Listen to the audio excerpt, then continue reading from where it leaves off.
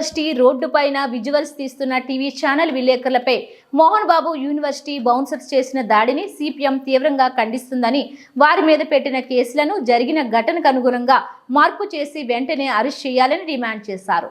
University అని పేరు పెట్టుకొని ఎవరికీ ప్రవేశం లేని దుర్యోద్యంలాగా ఉండడం అనేది ఉన్నత విద్యాలయాలకు తగనిది. ఎక్కడ విద్యా విధులకు ఎటువంటి హక్కులు లేవు. తల్లిదండ్రులు కూడా ప్రవేశించాలంటే అనుమతులు ఉంటే తప్ప ఎవరిని రానివ్వని పరిస్థితి.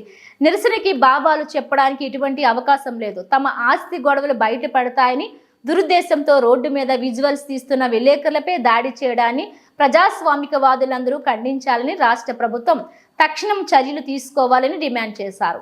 యూజీసీ కూడా యూనివర్సిటీకి అనుమతి గురించి పరిశీలన చేయాలని, పోలీసులు చర్యలు తీసుకుని ఎడల అన్ని వామపక్షాలను కలుపుకొని ఆందోళన చేయాల్సి వస్తుందని సిపిఎం జిల్లా కార్యదర్శి వందవాసి నాగరాజు హెచ్చరించారు.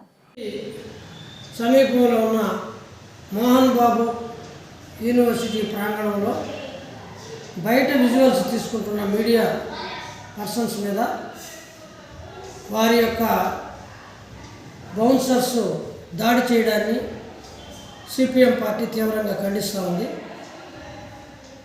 యూనివర్సిటీ అంటే ఒక ఆలోచనలకి, అనేక భావాలకి కేంద్రంగా ఉండాలి. ఈ మోహన్ బాబు డీమ్డ్ యూనివర్సిటీ పేరు పెట్టుకొని అదొక గృహలాగా ఎవరికి ప్రవేశం లేని ఒక దుర్భేద్యమైన సంస్థలాగా దాన్ని అభివృద్ధి చేస్తున్నారు. ఇది ప్రజాస్వామ్యానికి ఏమాత్రం సరిపోని పరిస్థితి. మీడియా పర్సన్స్ తమ భావాలని వాళ్ళు వ్యక్తీకరించడం అనేది వాళ్ళ బాధ్యత, వాళ్ళ హక్కు. దాన్ని మీరు ప్రశ్నించడము, వాళ్ళని అక్రమంగా నిర్బంధించడము, వాళ్ళని కిడ్నాప్ చేయడానికి ప్రయత్నం చేయడము, వాళ్ళ కెమెరాలు, వాళ్ళు తీసిన ఫోటోలన్నింటినీ కూడా ధ్వంసం చేయడము, వాళ్ళని తీవ్రంగా గాయపరచడము, వాళ్ళని తరలించడానికి కూడా బయట ప్రాంతాలకు ప్రయత్నం చేయడం అనేది ఈరోజు వాళ్ళు ఇచ్చిన ఫిర్యాదులో చంద్రగిరి పోలీసులకి తెలియవచ్చింది. దీన్ని యావత్ సమాజం, ప్రజాస్వామికవాదులు అందరూ కూడా ఖండించాలని చెప్పి సిపిఎం తరఫున విజ్ఞప్తి చేస్తున్నాను. ప్రభుత్వం కూడా, విద్యాశాఖ మంత్రి లోకేష్ గారు కూడా వెంటనే స్పందించి దీని మీద కఠినమైన చర్యలు తీసుకోవాలని చెప్పేసి నేను కోరుతున్నాను. ఎందుకంటే ఈరోజు అక్కడ విద్యార్థి సంఘాలకి ప్రవేశం లేదు, అక్కడ ఏ ఒక్క పేరెంట్కి ప్రవేశం లేదు, అక్కడ ఎవరు ప్రశ్నించడానికి లేదు, బలవంతంగా ఫీజులు వసూలు చేస్తున్నారు, దీన్ని అడగడానికి లేదు. ఇదేమో ఒక దుర్మార్గమైన పరిస్థితి అనేది ఉంది. వాళ్ళు కుటుంబంలో ఆస్తి తగాదాలు ఉంటే వాళ్ళకు సంబంధించిన వ్యక్తిగత, దాని మీద మనం ఎవరు మాట్లాడడం లేదు.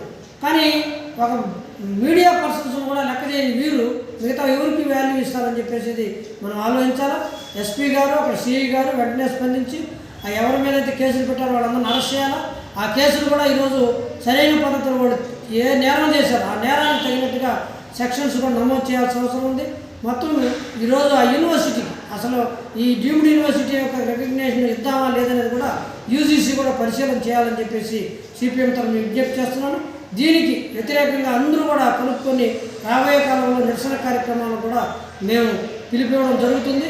ఈ లోపల ఖచ్చితంగా ఈ యొక్క అధికార యంత్రాంగం స్పందించి దీని మీద కఠిన చర్యలు తీసుకోవాలని చెప్పేసి నేను సిపిఎం తరఫున విజ్ఞప్తి చేస్తాను.